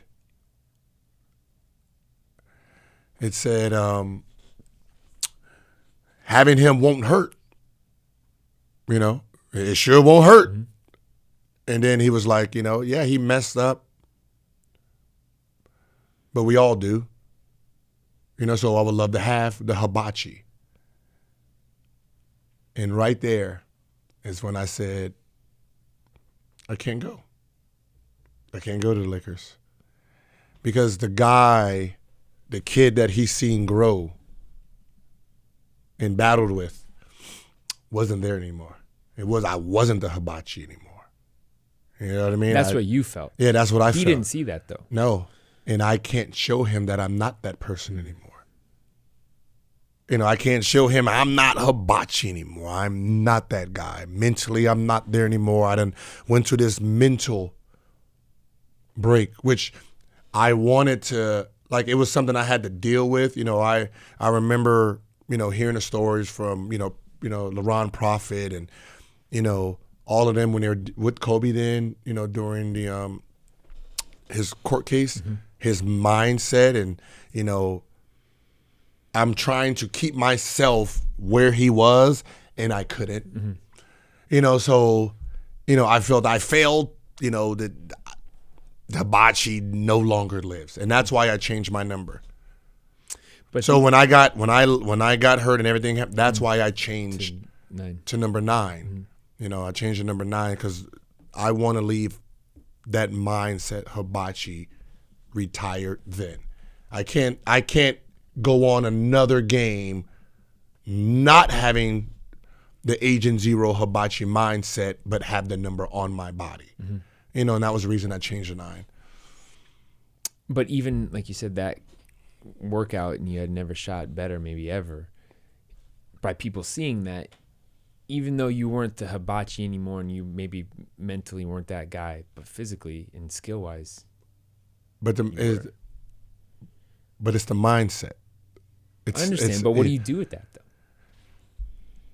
It's the mindset, and I didn't want to fail. Mm-hmm. I didn't want him to think he was getting the killer mindset of a man that he's been going battle with, going on the court, and I wasn't mentally that guy anymore. I'm still searching on how to get this back. So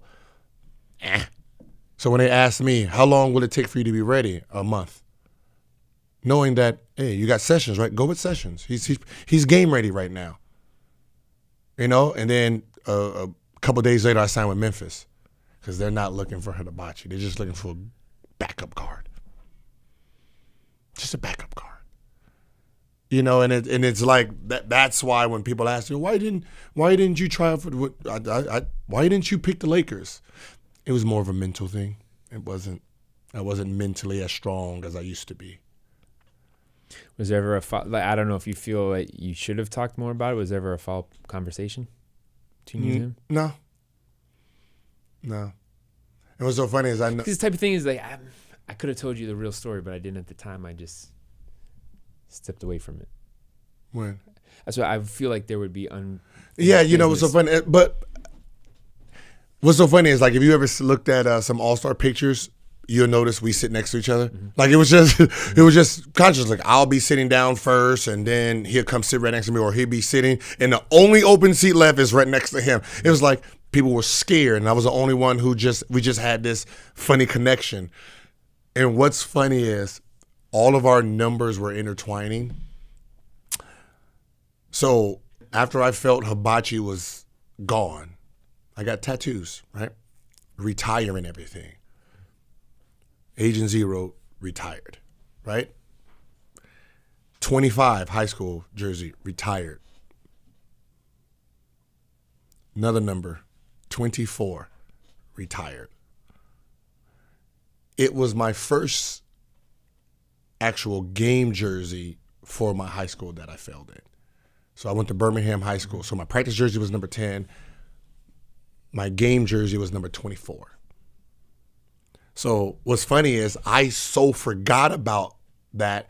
I was looking on my leg the other day because somebody was like, oh yeah, I just got this Kobe tattoo. You know, 24. And I'm like, wait a minute. And I looked at my leg and was like, yo, and I showed him. He's like, oh, you got the jersey? I was like, no, this is a long time ago. This was my first year of high school where Before he was 24. Yeah, I retired it. Like it has the retired with the bullseye through it. You know, but on that bullseye, it's not a center bullseye because it was a fail. It was a failed miss. You know what I mean? It was a failed miss. And, you know, then Agent Zero and 25 is bullseye. You know, but it's just funny, and it just makes me laugh and crack up of just going back, looking at it all. Like I look at all my balls of All-Star and jerseys and the stuff he signed for me, and it's just crazy that we had this thing without having this thing. You know, so when he told me to coach, I looked at it as first time he mentioned it, it was like, I don't want to deal with parents, blah, blah, blah. And the second time he told me, it was like, this is the second time he's told me that I should coach. I went home and said, why is he coaching? Right? What is the point? So wait, so the second time was since he's been coaching with Yeah. So, you know, the first time was, for people that don't know, is what, 2015 or so when he was playing? Yeah, no, when he was coaching his daughter. And the first time? Yeah. So the first time he told you. The picture you posted, he was playing. That was that was the first time. Yeah. So when he told me, when I seen him at the Mamba, he told me again. I'm like, why would he tell me again? And then like, then he's coaching. So after his retirement, he's coaching. Why is this killer coaching? And I'm saying, it's the challenge. It's the challenge of the mind. His mind is running, and he has to put the killer mind into something. He has to fight a battle that he know he's losing right now, and he gets to process build it. And right now, my mind is being beaten because I can't put it anywhere. I don't have nowhere to put the killer instinct. You know, even though I don't have it, or it's somewhere in there, he's saying, yo, let it out, coach. Once you start coaching, the killer will creep back in. And that's how I took it. And what happened was January 26th, 7 in the morning, I have this throbbing pain in my knee. Just random, came out of nowhere. Just throbbing, shit hurts. So right now I live in Woodland Hills. Woodland Hills is right next to Calabasas, right? So I'm having this throbbing pain in my knee. Oh man, uncontrollable. So I'm sleepless, like it's all night, and I'm sitting there, just mind just spinning. And I'm like, you know what? I want to coach. Fuck it, just do it, just coach, right? Just coach. My kids are in Oakland for the Oakland tournament, right? They're in Oakland for the Oakland tournament. And I'm like, when they get back, I'm gonna start coaching, I just want to do it. I called the coach at 7:30. And I said, hey, man, I think I'm going to take the advice of Kobe and just coach. He's like, hell yeah, that's what I'm talking about. Finally, all that I just want to be a parent shit. And, so we're sitting there going through the roster, trying to figure out what age group I want to coach. And I'm telling them my thoughts, writing down the names of, the possible team and how to make the team better. And we're doing all this, right? Take a shower, get out. And then I get a text and it said Kobe's dead from one of my boys. And I'm like, oh, man. And then, and then I got the phone back, which Kobe? And it was like, Kobe Bryant. Get the fuck out of here. What the fuck are you talking about, right? Ignored it. Started playing Fortnite, right? Playing Fortnite, and then 2 minutes into Fortnite, I'm like, why would he say some dumb shit like that? So I said, give me back. And he's like, yo, he just died in the plane, helicopter crash. And I'm sitting here like, what the fuck? So I hit the coach, like, yo, did you hear anything about Kobe? He was like, not. He said, I see a gathering over there, but I haven't. He said, hold on. And they walked over there, and it's true. So I started going on Instagram, like, because I'm like, why would Kobe be in Calabasas, right? Why would he be in Calabasas? There's no point of being in Calabasas. So yeah, and he was living in So I'm like this. So I didn't really. So there was like, and then that's when it hit. Oh, it's basketball weekend. They're going to the Mamba. And then 30 seconds after that, oh shit! If he's going to the Mamba, that means his daughter's with him. This is I figured out, this is 8:50. 8:60, I mean, like 8:60, like 8:55. It was before 9 o'clock that I processed the possibility, most likely the likelihood of who was with him. So I'm sitting here just looking for the news cycle, and they're like, okay, it was like 5 people, and I'm just like, oh, this can't be real, but the possibility, because, and then I'm looking at like, yo, it was foggy, so it all makes sense. So, we're all grieving, everyone, everything is, being, so, the whole basketball community is hurt, but I'm hurt more. I can't say I'm hurt more than anybody else, but I don't know. I can't say, like, I'm still trying to figure out how, why, what spirit had me up that night to say, coach.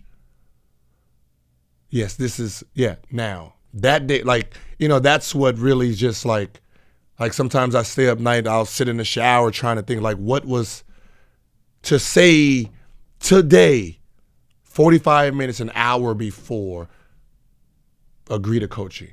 And the only person who's told me that was him. Like, it just like, it keeps me up trying to figure out what that, like, what was it? Like, it was a rough, because it was like, to put it in that time. Like, I'm sitting here like 7, like I can't sleep. I'm like sitting there looking at my phone and clock to look at the time to tell the coach, yo, I'm ready to do this.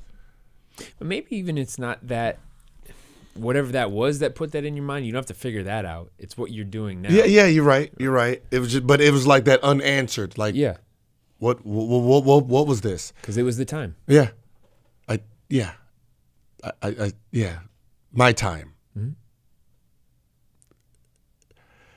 So this is where it got a little bit more, like, try and process it. Mm-hmm. So this is why, like, if you notice, like, there's always been this, I call it our yin and yang, right?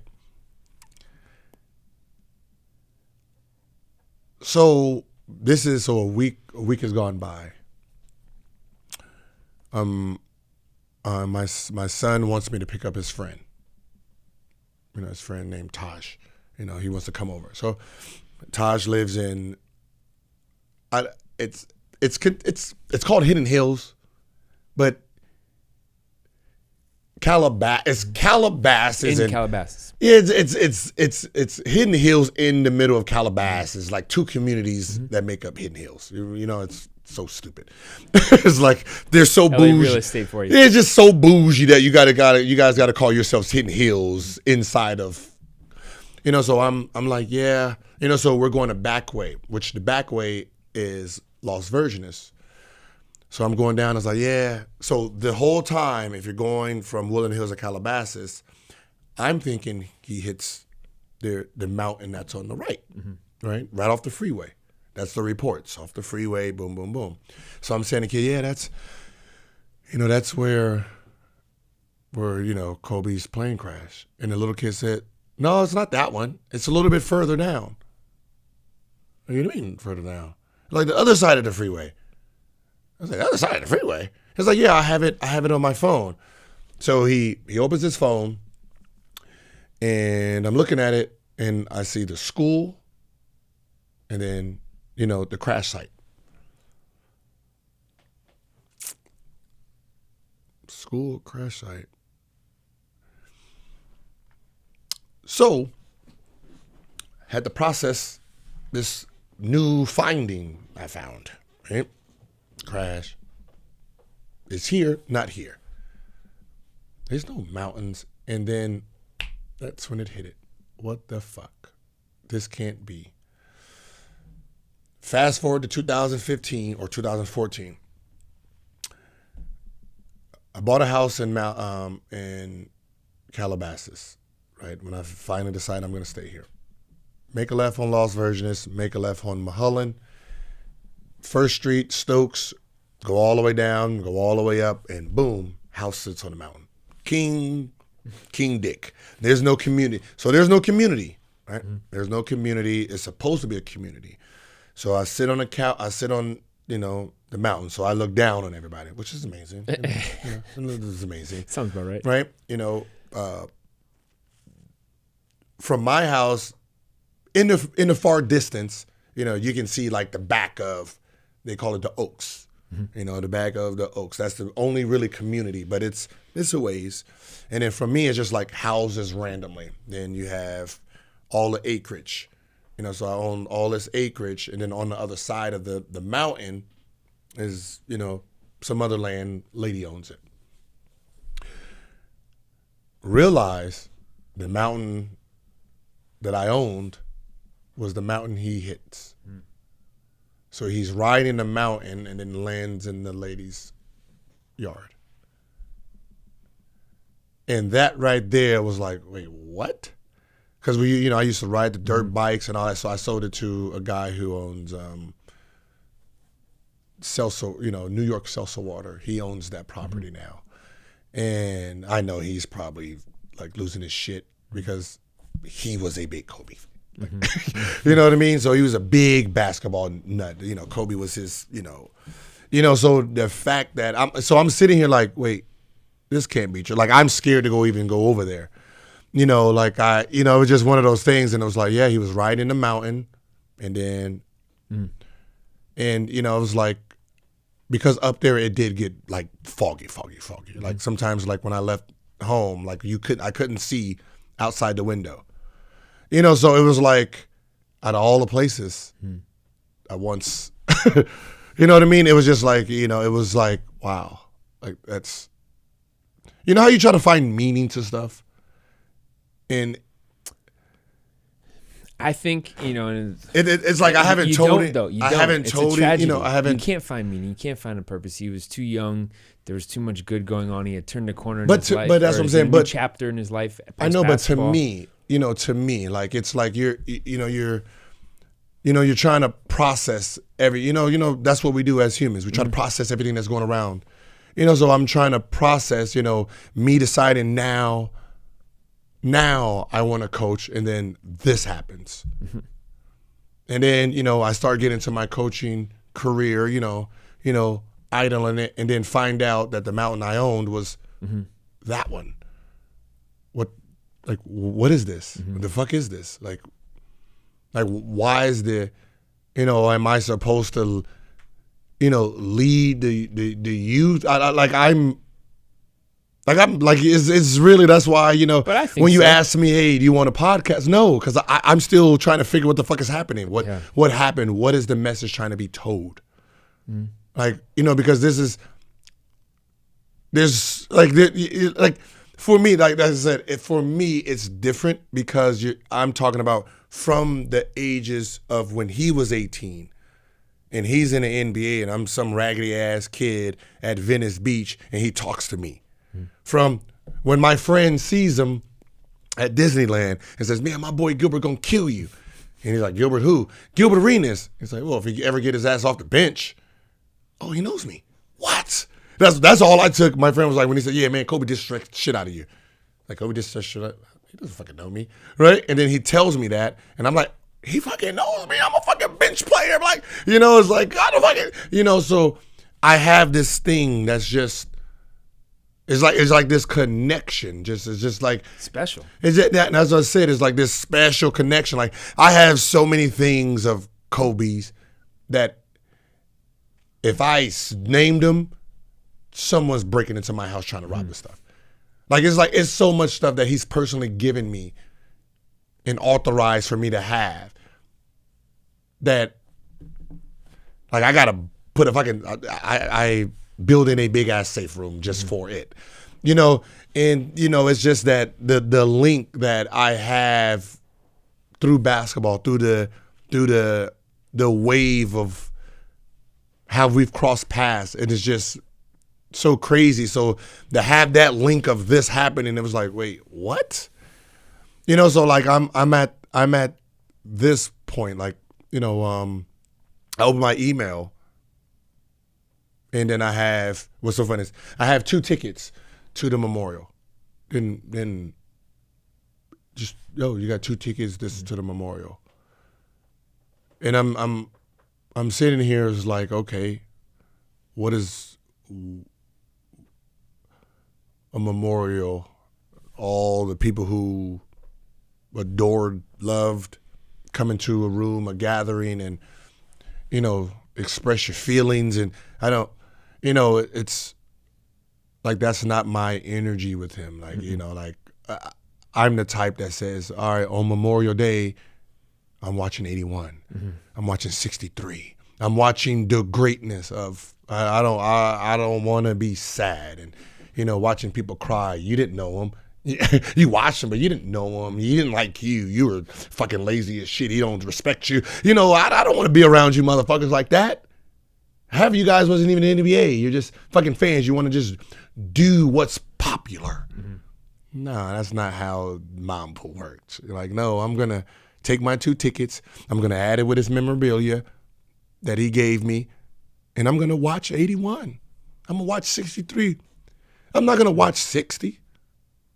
That tape right there goes with the memorabilia. That's retired.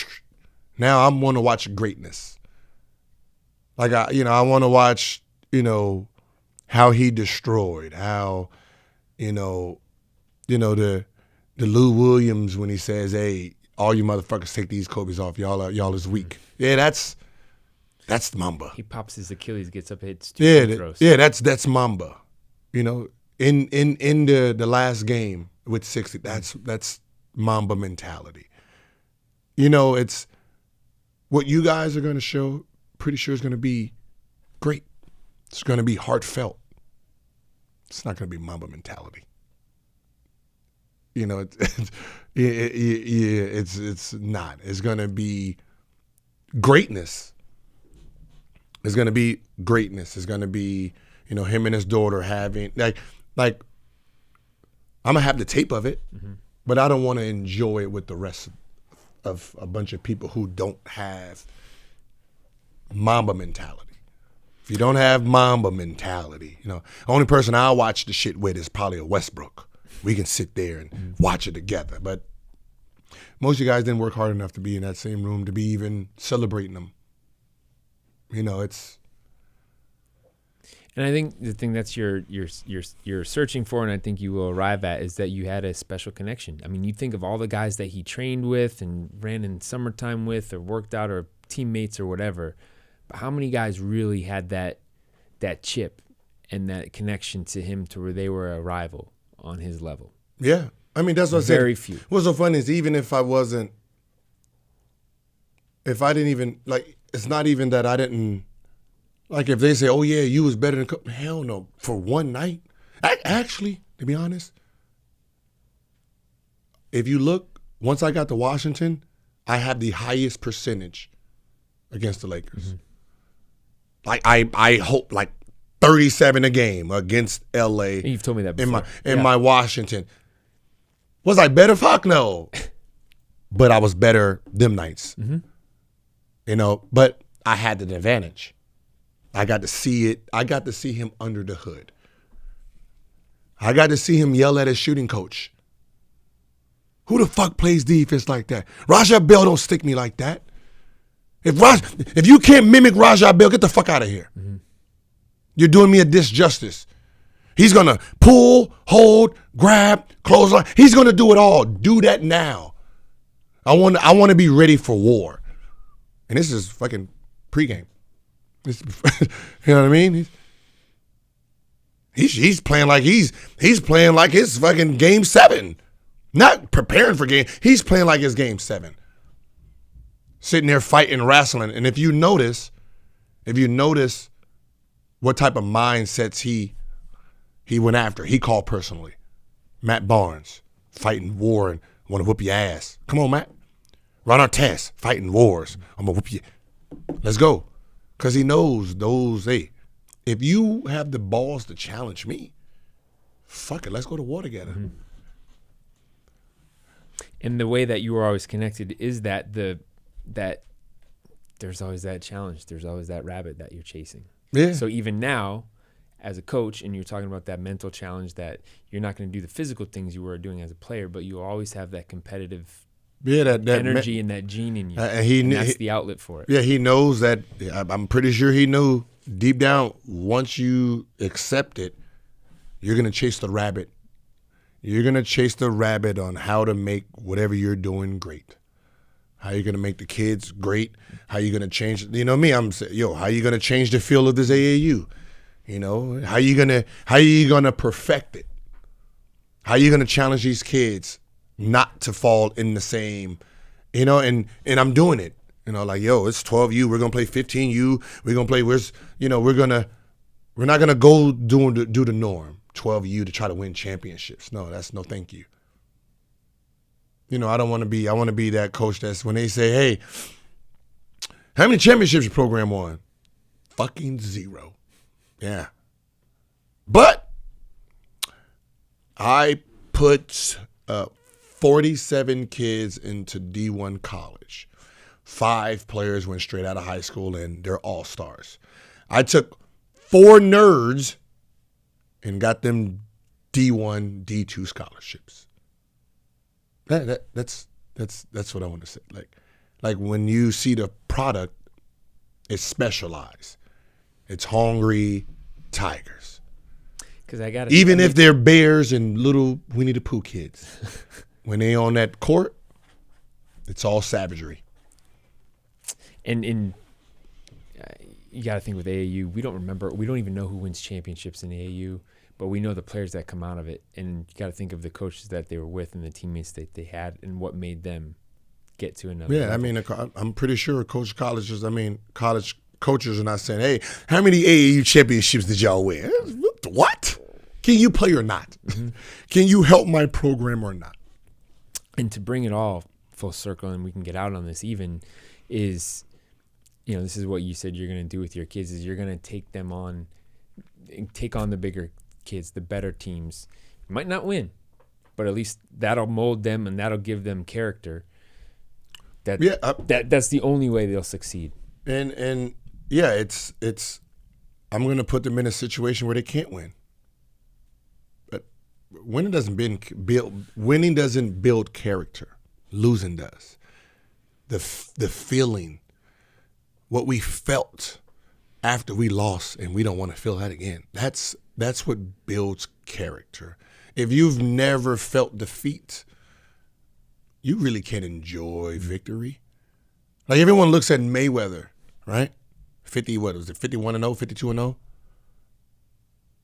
No. He's 52-1.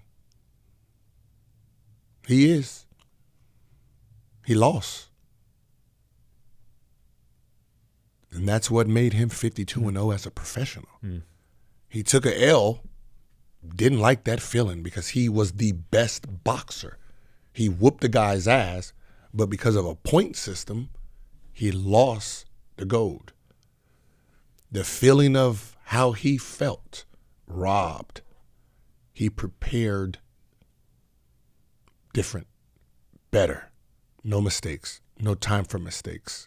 We're going to beat them at their own game.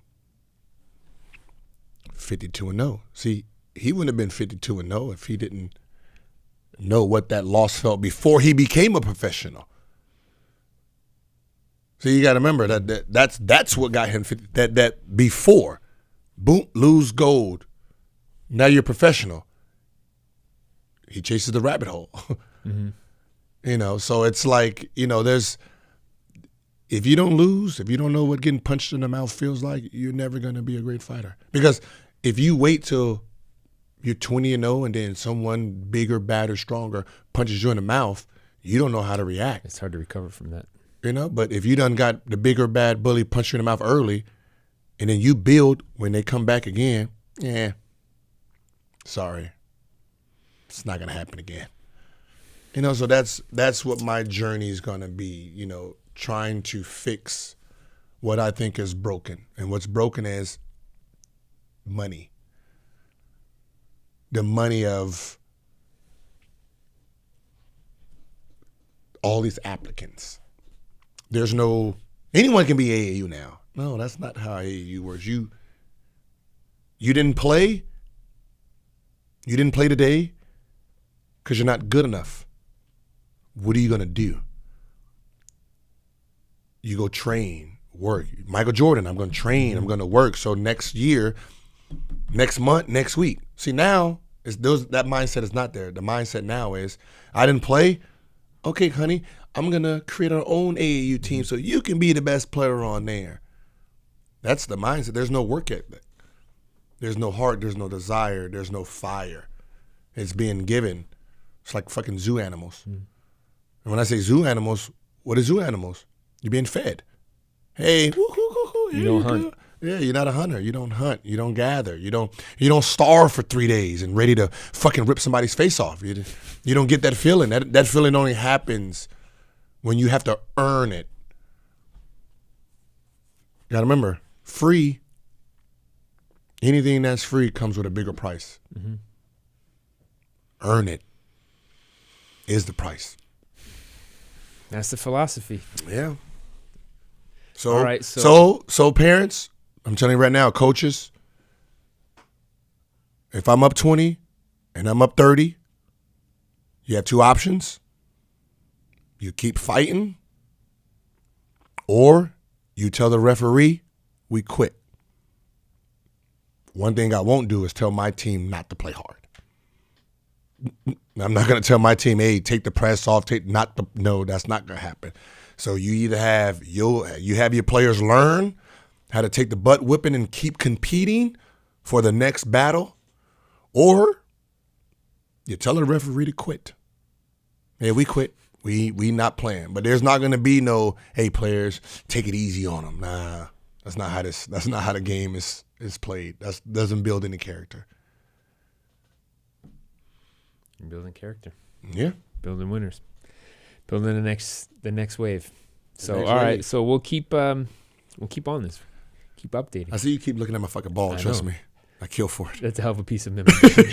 Yeah. I just want to touch it. I just want to hold it one time. Yeah, it's crazy because I don't. Yang. What's so funny is I don't know any other. I know all the players, but I don't know any other signature. I don't know who's who, to be honest. I just know what I seen. Yes, what I see. That motherfucker's turning in, writing between my name. That's the hell of a story. Yeah. All right. All righty.